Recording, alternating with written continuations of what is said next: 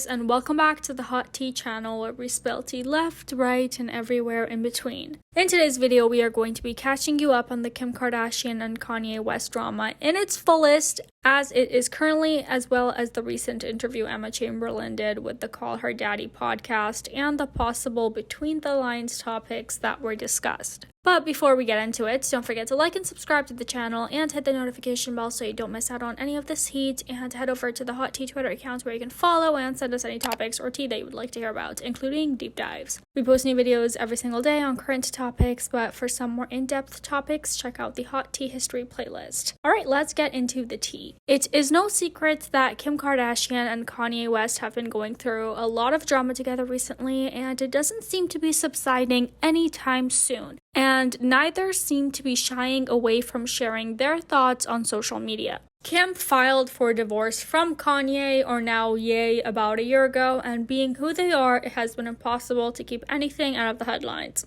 Ye has taken to social media and shared not only his thoughts and feelings, but also private text messages between himself and the family.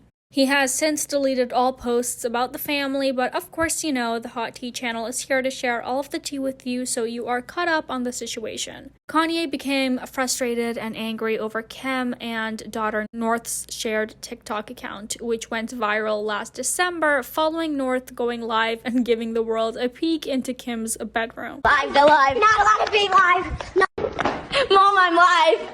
No, stop. You're not allowed to. Okay, bye. Come on. Is she really live? I don't know. You're not allowed to. The TikTok account has grown to over 5 million followers since then, and the bio says managed by an adult. It also looks like the comments are disabled for most of the videos.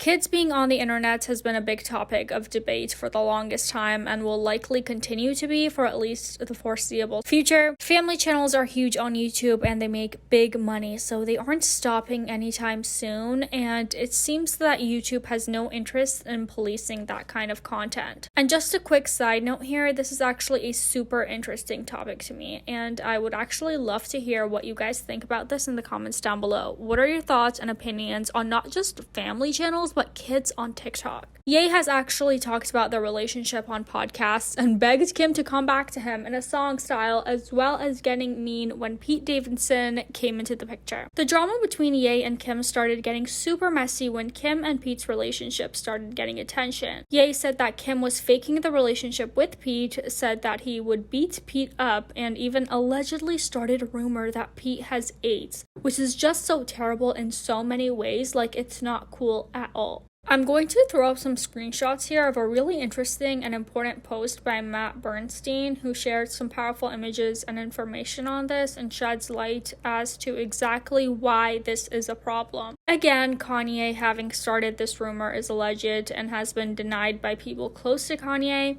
And on top of all of that, Kanye hinted that there's another tape out there of Kim and Ray J that Kanye prevented from leaking, having had retrieved a laptop for her.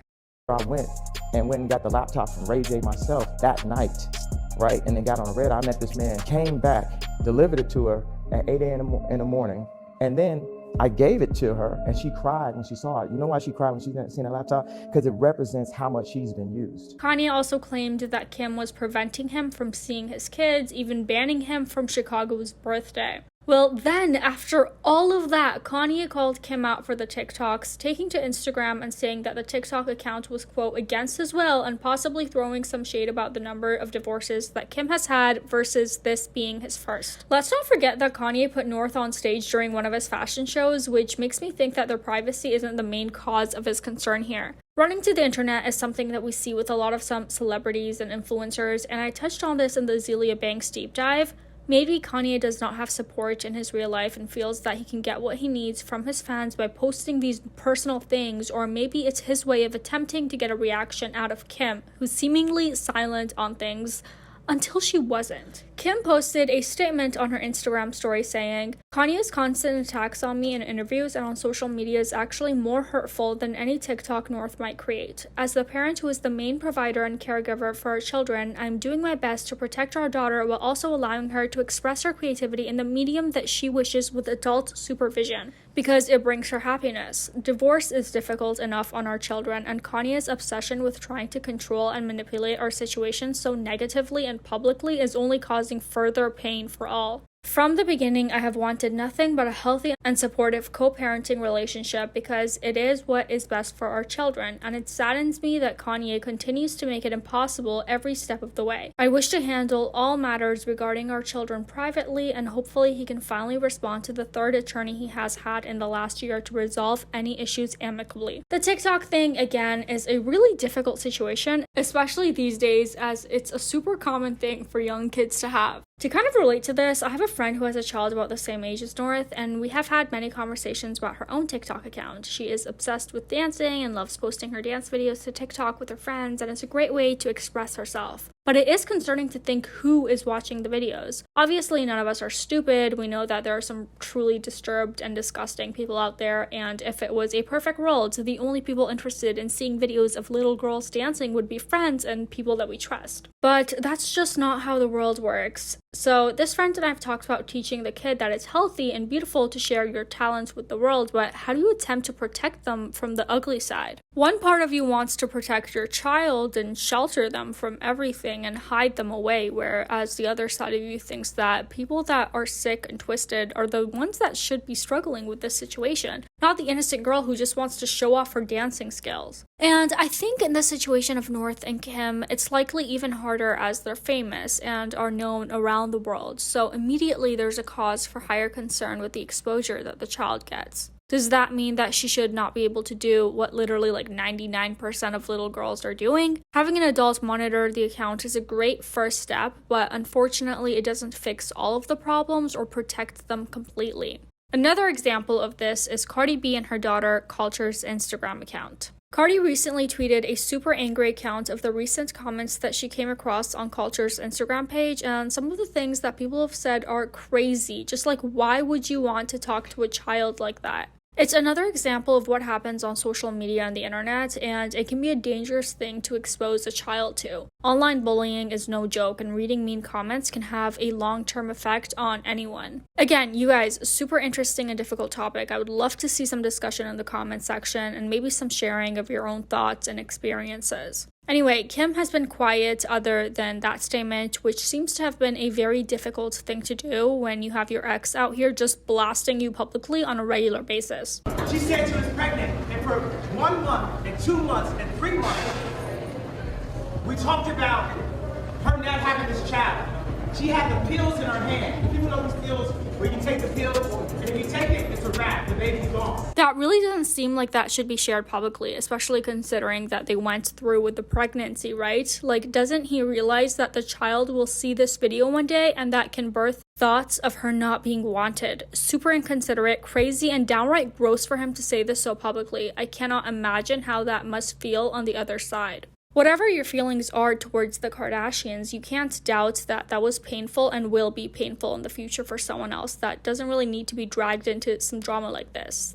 The child. Some may say that the Kardashians, and more specifically Kim, have chosen to live their lives in the public eye, and this is the life that they've created for themselves. But on topics like this, involving children, I just beg to differ a little bit. It just feels gross. Candace Owens, political commentator, activist, talk show host, and conservative author, threw in her 2 cents and tweeted, "Kim is wrong on this one. The psychological effects of social media on young girls is real and documented. It's actually Kanye that is trying to protect his daughter in this regard, and Kim is spinning this as obsession and control. There are other creative outlets for kids." Again, the kids on social media topic is out for debate with me right now, but if you want to talk about psychological effects on the young girl, can we also include in the conversation that her dad is very publicly exposing private secrets and moments about her mother. Now, I'm not a tit for tat type of bitch, and I do not enjoy arguments or debates that include any talk of, well, you did this before I did this, because I believe that wrong is wrong and an eye for an eye makes the world blind. But right though, like, North having a TikTok that is managed and overseen by an adult is, in my opinion, a shred of negative in comparison to what her father is currently doing. Sorry, not sorry, to be honest. Of course, Kanye shared this and was excited to praise Candace on her opinion of the matter, saying that there are many who are afraid to speak publicly on his side but will text him privately. But like, why does anyone need to speak out about this for him? If Kim is keeping his children from him and really not allowing him to see them, I understand how that would be so heartbreaking and really cause a big upset to him. And as unfortunate as it is to say, this is a common problem that happens amongst couples that are split. And there are many cases where the mother is granted custody and the father has to jump through a lot of hoops to be granted access to the children. I can't say if that's deserved in this case, and really isn't my business to venture any opinions like that currently, but I will agree that it would be hard for him. But I don't think that him being so public with everything is doing anyone any favors. Kanye also shared screenshots of a text conversation between him and Kim's cousin, who seemed to be taking the side of TikTok not being appropriate for North. The cousin then went on to ask about Yeezys, which did not impress Ye at all. This post has been deleted since. Again, this could be an example of a celebrity finding comfort more on the internet than in real life. Is he literally just trying to embarrass Kim to the point of talking to him? Or is it something more petty and malicious, like he's pissed about the divorce and doesn't want the family to split up and is just lashing out, and that's the best way that he knows how? I'm super interested in this topic, not for the celebrity status of it really, more for the discussion of kids on the internet and the possible long-term negative effects of the internet. While this is a new age and bullying is somewhat behind us with the acceptance of being who you are, unapologetically so, the internet is different. The internet can be mean. Cut to Cardi B's daughter's comments again. And now let's move on to talk about Emma Chamberlain, James Charles, and Miss Mongoose. Tana Mojo is no stranger to scandal and drama, but for a while now, she has taken almost any opportunity to call out sister James Charles. She has made no secret of the fact that she thinks James should be permanently cancelled and has made remarks everywhere, including her podcast. Recently, though, she called James out again. Emma Chamberlain went on the Call Her Daddy podcast and dove into her experiences with moving to LA at such a young age and expressed some never-before-heard details on past relationships and friendships with other YouTubers. No names were mentioned during this podcast, of course, but the internet is wildly speculating that Emma was referring to her past relationship with the Dolan twins and James Charles. Emma moved up to LA at just 17 years old and befriended James Charles and the Dolan twins and formed the Sister Squad. They filmed content together and seemingly had a lot of fun, but how much of that may have been an act? Emma recently went on the Call Her Daddy podcast, and we talked about Alex in this podcast not too long ago when she interviewed Jamie Lynn Spears, so if you missed that, go check that video out next. During a portion of the interview, Emma mentions that she was hanging out on and off camera with some bigger YouTubers, and often they would tell her that she needed to be in one of their videos that day, to which she would try and turn down, but they would insist and basically not take no for an answer. She says that she was very much a yes man back then when she first moved to LA and was actually fans of these YouTubers, again, who she does not name directly here, so usually ended up just doing the videos regardless of wanting to or not. I don't know about you guys, but that very much screams James Charles energy and attitude. He certainly, in my opinion, is not one of the most humble individuals in the industry, and even though I have never met with him, it's just a super strong gut feeling that he's rude and only makes an effort to be polite when called out or in the midst of a scandal. I really would not feel shocked at all to find out that he has forced friends or collab partners or whatever into videos that maybe they weren't that into or didn't want to film that day.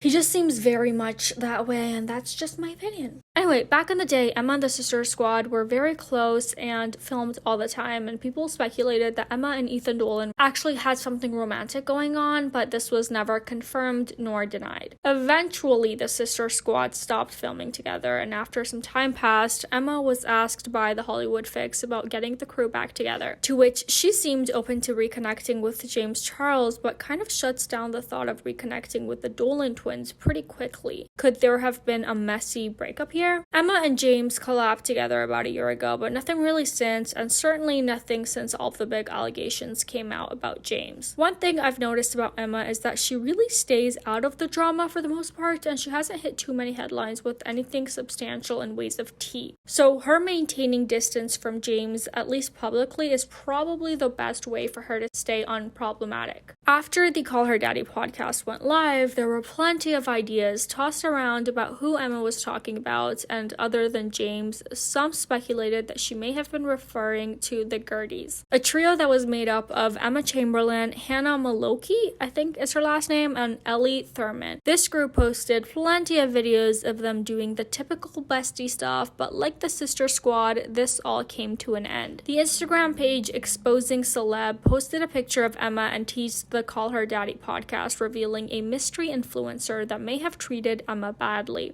Well, none other than Miss Tana Mojo commented, James Jarls, not missing a beat to call James out for something. Tana's distaste for James is heavy, and as much as we all know why, and the shady, terrible, and gross things James has done, it does make me wonder where the energy was for Tana's other influencer friends. David Dobrik has been exposed so many times and apologized and yada yada countless times, but Tana is basically his biggest fan. Tana runs with a circle of problematic people. I mean, shit, she even married one. So it really does make me wonder what the deal is with the intensity of her hatred towards James. Arguably, the things that James has been exposed for are worse than that of our bestie influencer friends, and also, in fairness, James seems to be making literally no attempt to atone or learn anything. With a new DM scandal story of the occasional underage variety coming out more often than I go grocery shopping, it does paint a picture that James hasn't and doesn't want to change. He also posts and uploads like nothing has ever happened. Not sure if you guys saw the recent Ghislaine-inspired look James banged out, but here's a picture of that for you. Anyway, to say the least, Emma Chamberlain shared that LA and the Hollywood glory with these influencers is just as bad as we all think. But I will say it is refreshing to see Emma doing her thing and continuing to just be cool and nice whilst being an influencer. More of this, please. And that's it pretty much for today's video. I really hope you guys enjoyed watching. If you did, please make sure to give it a thumbs up and subscribe. I post new videos every single day. Alright, bye-bye.